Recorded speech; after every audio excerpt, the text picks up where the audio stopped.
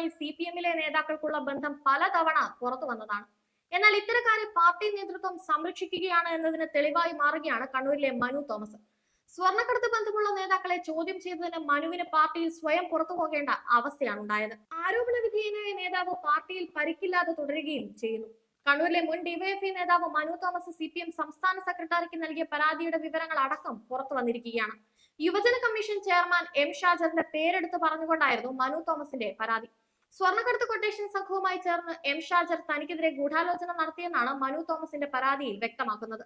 ഇതിന് തെളിവായി ശബ്ദരേഖയും ജില്ലാ കമ്മിറ്റിക്ക് ലഭിച്ചതായി മനു തോമസ് പരാതിയിൽ വ്യക്തമാക്കുന്നു. ശബ്ദരേഖ വന്നത് ആകാശ് തിലങ്കേരിയുടെ രഹസ്യ വാട്സാപ്പ് ഗ്രൂപ്പിലാണ്. പരാതി അന്വേഷിക്കാൻ ഒരു വർഷത്തോളം ജില്ലാ കമ്മിറ്റി തയ്യാറായില്ലെന്നും 3 തവണ ജില്ലാ കമ്മിറ്റിയിൽ വിഷയം ഉന്നയിച്ചെന്നും മനു തോമസ് പരാതിയിൽ പറയുന്നു.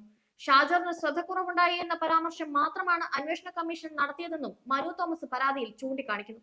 2023 ഏപ്രിലാണ് മനു തോമസ് സംസ്ഥാന സെക്രട്ടറിക്ക് പരാതി നൽകിയത്. കണ്ണൂരിലെ പാർട്ടിയിൽ പിടിമുറുക്കാൻ ശ്രമിച്ച കൊട്ടേഷൻ സംഘങ്ങളോട് എതിരിട്ട മനു തോമസിനെ കഴിഞ്ഞ ദിവസം ജില്ലാ കമ്മിറ്റിയിൽ നിന്ന് CPM ഒഴിവാക്കിയിരുന്നു.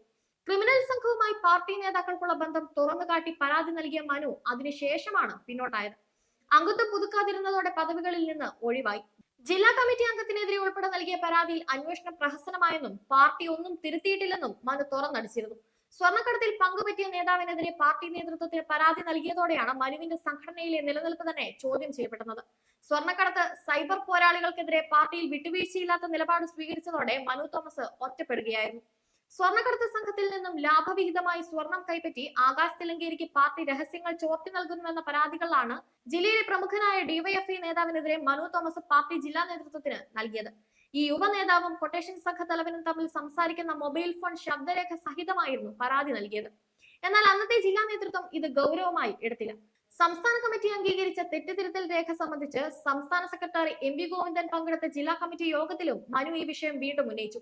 ഇതോടെ പരാതി അന്വേഷിക്കാൻ ജില്ലാ സെക്രട്ടേറിയറ്റ് അംഗമായ M സുരേന്ദ്രനെ പാർട്ടി നിയോഗിച്ചു. സ്വർണ്ണക്കടത്ത് സംഘത്തിനെതിരെ നിലയുറപ്പിച്ചതോടെ മനുവിനെതിരെ അർജുനായങ്കിയും ആകാശ് തിലങ്കേരിയും അടങ്ങുന്ന സൈബർ കൊട്ടേഷൻ സംഘം സോഷ്യൽ മീഡിയയിലൂടെ കടുത്ത അവഹേളനമാണ് നടത്തിയത്. വ്യക്തിപരമായി തെരഞ്ഞുപിടിച്ച് ആക്രമിക്കുകയായിരുന്നു. പാർട്ടിക്കുള്ളിലെ ഒറ്റുകാരനായും ചിത്രീകരിക്കപ്പെട്ടു. ആരോപണ വിധേയനായ യുവ നേതാവുമായി അടുത്ത ബന്ധം പുലർത്തിയിരുന്ന പാർട്ടി ഓഫീസ് ഭാരവാഹിയിൽ നിന്നും മനുവിൽ നിന്നും വിശദമായ മൊഴിയെടുത്തുവെങ്കിലും M സുരേന്ദ്രൻ നടത്തിയ അന്വേഷണത്തിൽ യാതൊരു നടപടിയും ഉണ്ടായില്ല.